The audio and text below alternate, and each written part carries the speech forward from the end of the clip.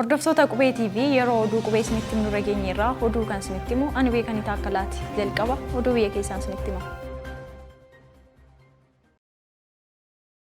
Dr. Abiy turtii Chaayinaatti taasisan xumuruun gara Finfinneetti deebi'an. Ministeerri muummee Fidirii Dr. Abiy Ahmed fi jilli isaaniin durfamu daawwannaa hojii fi fooramii Belt and Road Chaayinaa sadaffaa irratti hirmaannaa taasisaa ture xumuruun gara Finfinneetti deebi'e. Dr. Abiy turtii isaaniin yaa'ii Belt and Road sadaffaa irratti hirmaatan. Pirezidaantii Chaayinaa Xi Jinping waliin dhimmoota waloo irratti mari'atan. Jilichi hooggantoota mootummaa Chaayinaa waliin dhimmoota waloo irratti mari'ate. Magaalota Chaayinaa garaagaraatti hojiilee misoomaa daawwatan. Jilichi har'a daawwannaa fi hirmaannaa yaa'icha irratti taasisaa ture xumuruun gara Finfinnee deebi'uu ragaa waajjira ministeera muummee irraa argameen mul'isa.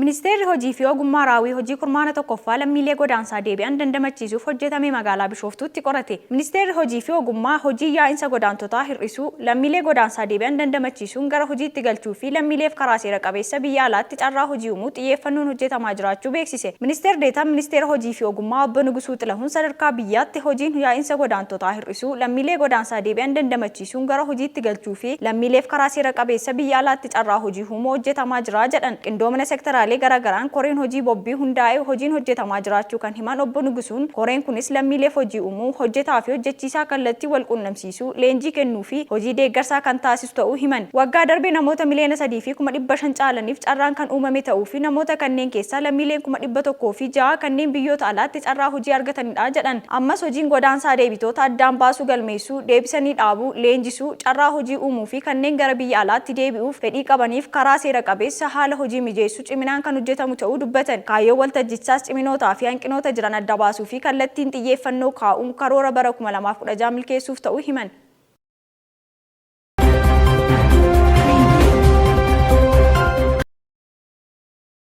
Foon diimaa baay'inaan soorachuun dhukkuba sukkaaraa akka nama saaxilu qorattoonni himan. Namoonni baay'inaan foon diimaa soorachuu jaallatan dhukkuba sukkaaraa qofa osoo hin taane dhukkuba kaanserii, mar'immaanii fi dhukkuboota kana fakkaataniif akka saaxilaman qorannoon kun ibse. Foon diimaa lammiilee biyya keenyaa biratti haalaan jaallatamu irra deddeebiin soorachuun dhukkuba sukkaaraaf akka nama saaxilu qorattoonni Yuunivarsiitii Harvard beeksisan. Qorattoonni Yuunivarsiitii Harvard kunneen bu'aa qorannoo isaanii barruu biyya Ameerikaa Journal of Nutrition jedhamu irratti akka maxxansanitti foon diimaa baay'inaan nyaachuun dhukkuba sukkaaraa gosa lammaaf akka nama saaxilu himan. Qorattoonni kunneen akka jedhanitti bu'aa soorataa foon diimaa irraa argamu nyaata kanneen akka loozii fa'aa soorachuun bakka buusuun akka danda'amu ibsanii jiru. Adeemsi qorannoo kanaa waggoota 36 kan fudhate yoo ta'u namoota foon diimaa hedduminaan sooratan 200,000 qorannichi hirmaachise keessaa namoonni 22,000 gosa dhukkuba sukkaaraa gosa lammaffaa qabamuu isaaniitu himame. Bu'aan qaamni keenya foon diimaa irraa argatu kutaa qaama keenyaa kan dhuma bullaa'insa nyaataa irratti dalaganii fi kan hamma sukkaaraa qaama keenyaa to'atu akka miidhutu qorannoo kanaan himame. Kana malees foon diimaa baay'inaan nyaachuun dhukkuba sukkaaraa qofa osoo hin taane carraa dhukkuba kaanserii, mar'immaanii fi dhukkuboota biroo kanaan wal fakkaataniif saaxilamuu akka dabalus himame.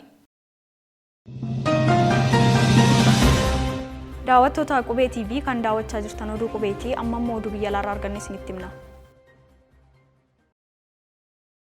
Sa'aatiiwwan 24 darban keessatti lammiileen Filisxeem 352 ajjeefamuun himame. Waraanni torban lama dura haleellaa Hamaas Filisxeem Israa'el irratti raawwatteen eegale ammallee itti fufee jira. Waraana kanaan Israa'el haleellaa xiyyaaraa Gaazaa irratti taasisaa jirtu itti fuftee kan jirtu yoo ta'u, Hamaasis rokkeettiiwwan isaa gara Israa'elitti dhukaasuun itti fufeera. Hamaas namoota booji'ee ture keessaa lammiilee Ameerikaa 2 gadhiisee akka jiruu fi kanneen hafanis gadi lakkisuuf qophii ta'uusaa beeksise. Israa'el haleellaa xiyyaaraa Gaazaa irratti raawwachaa jirtu itti fufteetti. Ganama har'aa qofa lammiileen Filisxeem 30 haleellichaan ajjeefamu gabaafame. Dhaabbanni mootummoota gamtoomanii sa'aatiiwwan 24 darban keessatti haleellaan humni qilleensaa Israa'el raawwatteen lammiileen Filisxeem 352 akka ajjeefaman beeksise. Lakkoofsi lammiilee Filisxeem waraana kanaan haga ammaatti du'anii 4,137 akka ga'ee fi isaan keessaa 70 kan ta'an daa'immanii fi dubartootas jedhame. Ministeera dhimmaa manneen jireenyaa Gaazaa akka jedhetti Gaazaa keessatti manneen jireenyaa 30 ta'an haleellaa humna qilleensaa Israa'eliin barbadaa'uu isaanii hime. Gareen hidhatee fi Iraaniin deeggaramu humnoonni waraanaa Ameerikaa Iraaq keessa jiran hatattamaan Iraan keessaa akka ba'an akeekkachiiseera. Yoo kun ta'uu baatee fi Ameerikaan Israa'el deeggaruu ishee kan itti fuftu yoo ta'e haleellaa raawwachuuf akka jirus akeekkachiise. Ameerikaan karaa ifaa fi kallattiin Israa'el deeggaraa kan jirtu yoo ta'u, Iraan immoo Israa'el haleellaa Gaazaa irratti raawwattu akka dhaabdu irra deddeebiin akeekkachiisuutti jirti.